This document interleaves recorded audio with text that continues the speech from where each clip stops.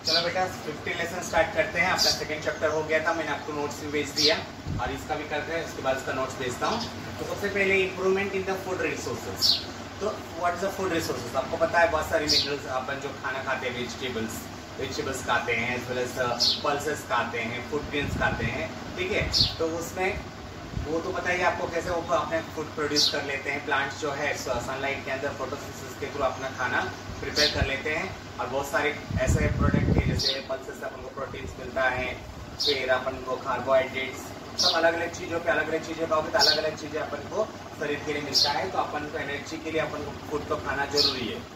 तो आजकल problem, serious problem क्या है कि पहले जितना जमीन था उतना ही जमीन अभी भी है और उतना ही किए थे, बट पॉपुलेशन बढ़ते जा रहा है। जैसा फॉर एग्जाम्पल पहले घर में 10 जने रहते थे, तो 10 जने के लिए सपोज 20 रोटीज बनते थे या 25 या 30 रोटीज बनते थे। वही अगर घर में 20 जने हो जाएंगे तो रोटी का क्वांटिटी बढ़ाना पड़ेगा, आपको 60 to 70 तक लेके जाना पड़ेगा। उतना लेके गए तो उतना अपन को खाना अनाज चाहिए, तो अनाज उतना कहाँ से मिलेगा? जमीन भी उतना ही है, उगाने वाले भी वही आदमी है। तो ऐसे करने के लिए क्या किया है साइंटिस्टों ने, बहुत सारे इम्प्रूवमेंट किए हैं जिससे कि क्या होगा, कम जमीन में अपन ज़्यादा प्रोडक्ट्स प्रोड्यूस कर सकते हैं। तो उसमें सबसे पहले अपन प्रोडक्ट्स के बारे में आते हैं। तो खरीफ क्रॉप होता है, दैट इज जून टू अक्टूबर होता है, ये रेनी सीजन में उगता है, ठीक है। रेनी सीजन के टाइम जो क्रॉप उगते हैं उसको खरीफ क्रॉप कहा जाता है।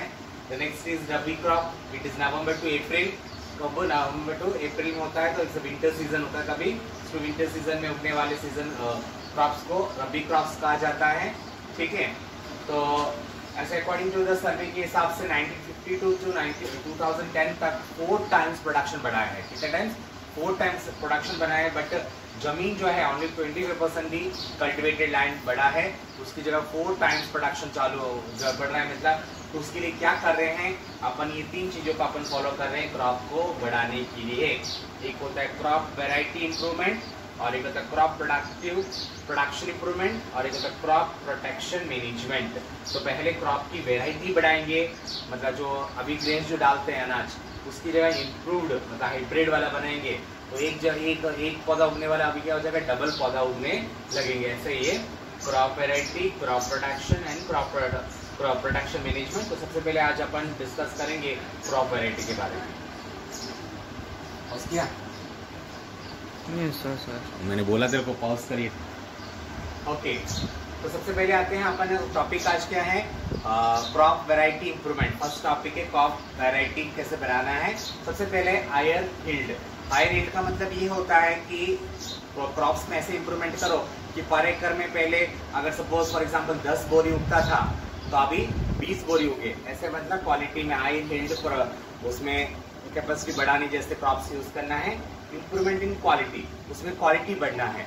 जैसे पहले का जो अनाज था वो पकने में टाइम लगता होगा, तो अभी का वेराइटीज में जो बनाओ तो जल्दी पक जावे, थोड़ा गर्म करे कि नहीं बस पक जाना। और ज़्यादा इंप्रूवमेंट, जैसे कि अभी देखो चावल होते हैं, बहुत सारे चावल ऐसे होते हैं कि 1 गिलास चावल रखोगे ना तो डबल गिलास 2 गिलास चावल खाना पकता है। तो कोई ऐसा होता है कि 1 गिलास बनाओगे तो 1 गिलास थोड़ा ही उगता है। तो ऐसे अपन थोड़ा इंप्रूवमेंट क्वालिटी बढ़ाना है, क्वालिटी बढ़ाएंगे तो उसमें क्वालिटी इंप्रूवमेंट होगा।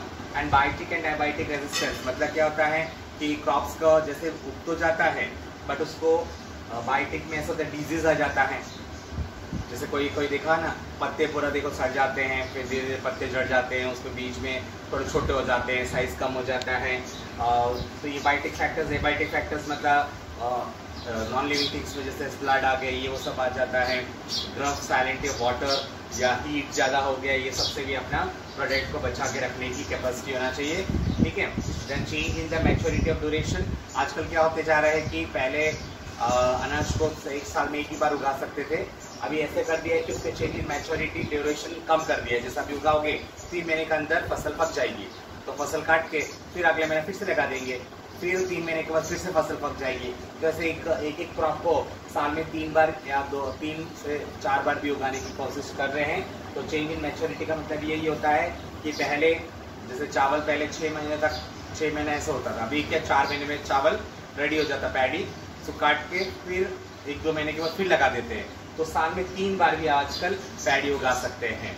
दूसरा वाइडर एडेप्टेबिलिटी, मतलब वाइडर एडेप्टेबिलिटी मतलब ये होता है कि कहीं पे भी कैसे भी कंडीशन में मतलब क्रॉप को अंडर सर्कमस्टेंस पानी वहाँ पे मिलता हो नहीं मिलता, जैसे फॉर एग्जांपल पहले राजस्थान में वाटर कैपेसिटी बहुत कम होती थी तो इसलिए वहाँ अनाज नहीं उगता था, बट आजकल ऐसा हो गया है कि वहाँ पे भी पानी का प्रोवाइड करके और धीरे धीरे वहाँ पे एनवायरमेंटल के हिसाब से खेती करना स्टार्ट कर लिए।